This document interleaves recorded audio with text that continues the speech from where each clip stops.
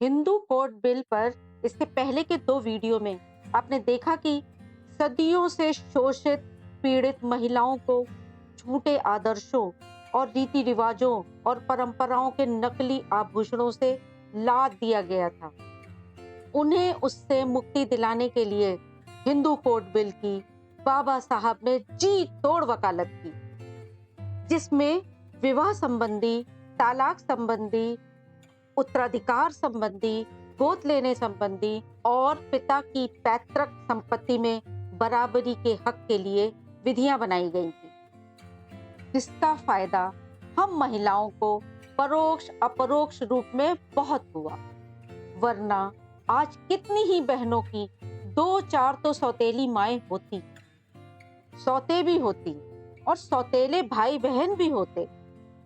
बहुपत्नी प्रथा जो थी, भला है बुरा है जैसा भी है, मेरा पति मेरा देवता है जैसे तर्कों पर और तर्जों पर कई महिलाएं और पुरुष बेबसी का जीवन बिता रहे होते, जो कि तालाक और गुजारे भत्ते से काफी हद तक आसान हो गया। गोद लेना, उत्तराधिकार आदि का भी फायदा, पैतृक संपत्ति में भी कानूनन बराबरी हो गई है। मैंने पार्ट 1 में जिक्र किया था मालाबार क्षेत्र में नंबूदरी ब्राह्मणों का शूद्रा से संबंधम विवाह का। जिसने नहीं देखा हो पार्ट 1 और पार्ट 2 वो जरूर देख। उसी का एक उदाहरण विस्तार से बताऊंगी। अंत तक बने रहिएगा, कहीं नहीं जाइएगा। लाइक, शेयर और सब्सक्राइब करके अपनी इस बहन का मनोबल जरूर बढ़ाएं।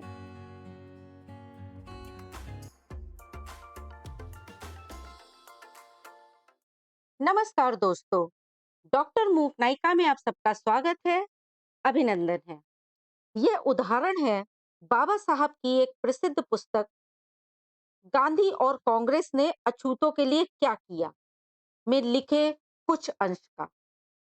जो पाटस्कर महोदय 1991 के चुनाव के बाद हिंदू कोड बिल पारित करा रहे थे, महाराष्ट्रियन ब्राह्मण थे। जो पाटस्कर महोदय द्वारा हिंदू कोड पारित करवाने की विधि पर पूरा उतरता है।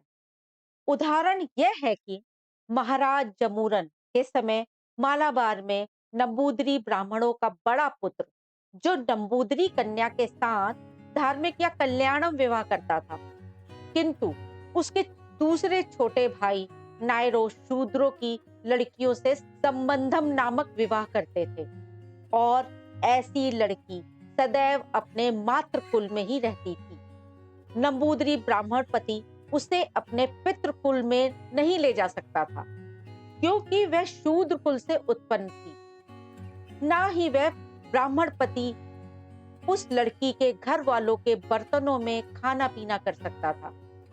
भला शूद्रों के हाथ या घर के भोजन या जल को एक उच्च कुल का ब्राह्मण कैसे ग्रहण कर सकता था?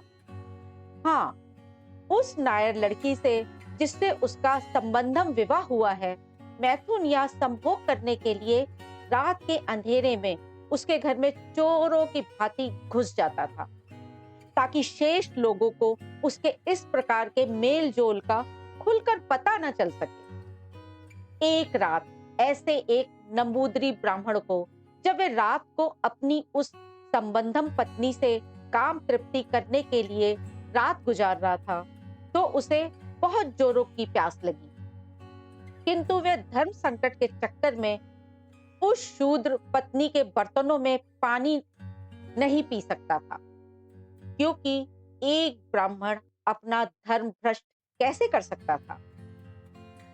उसने एक उपाय ढूंढ निकाला। अब देखिए कि हर चीज के उपाय हैं। अगर किसी पे ग्रह दशा लगी है तो उसको निकालने के उपाय हैं। अगर किसी पे शनि है तो उसको कैसे रोका जाए, उसके उपाय हैं। तो हर चीज के उपाय हैं उसमें। उस बामण ने अपनी पत्नी से कहा कि तुम्हारे बर्तनों में धर्मानुसार मैं जल ग्रहण नहीं कर सकता, क्योंकि ऐसा करने से ब्राह्मण धर्म नष्ट हो सकता है। उसने अपनी नायर पत्नी से कहा कि पानी का गिलास अपने पास रख लो और थोड़ा थोड़ा करके अपने मुंह में डालती रहो।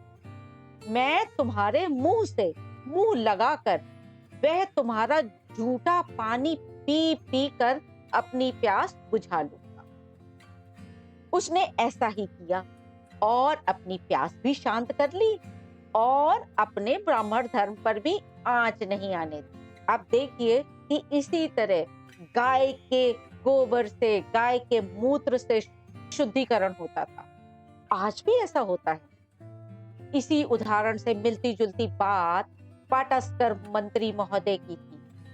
वह भी रात को 26 अलीपुर रोड में बाबा साहब की कोठी पर जाया करता था और उनके मुख से उगले हिंदू कोड की सब धाराओं के विश्लेषण को निगल कर संसद में उगल दिया करता था, जिसको मैंने बताया था आपको कि वहां से सुनकर रिकॉर्ड की तरह ग्रामोफोन जैसा संसद में बजा दिया करता था। ऐसा करके पाटस्कर ने ना केवल अपना ब्राह्मण धर्म बचा लिया, अपितु संसद के सब सनातन रूढ़िवादी कट्टर ब्राह्मण द्विजों को भी अछूत मंत्री से हिंदू पर्सनल लॉ पारित न करवाकर समस्त ऋषि मुनियों और भूमि के देवताओं की लाज रख ली।